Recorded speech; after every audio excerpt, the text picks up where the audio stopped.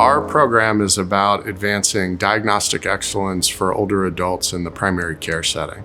Historically, the available diagnostic excellence clinical decision support systems really aren't tailored to older adults. And older adults are also very frequently excluded from clinical research.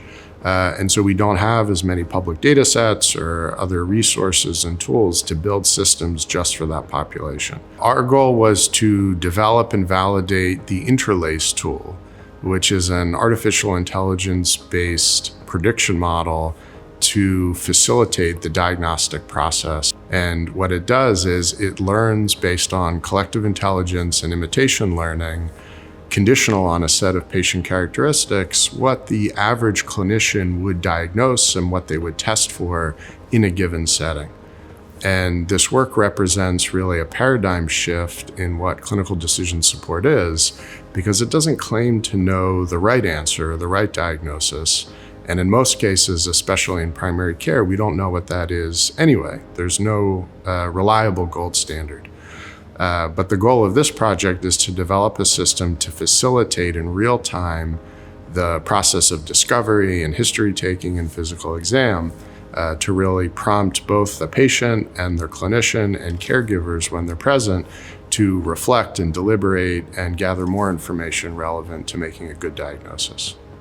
So over the past year, we further developed and validated the underlying AI model, and we also proceeded to validate the model in an in silico setting. We work very closely with our clinical partners and operational partners to make sure that the work we're doing is really supporting clinicians on the front line in providing outstanding care.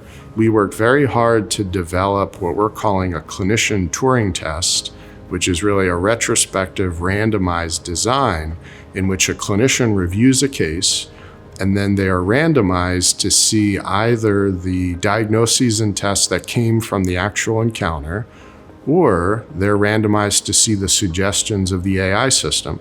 But they're also blinded to the source of those recommendations, and then they evaluate the quality and the safety of those recommendations. And so we can establish equivalence between an AI system and real clinical practice, which, if successful, and we're still waiting on the final results, would provide an argument or would support an argument for equipoise in advance of a future clinical trial.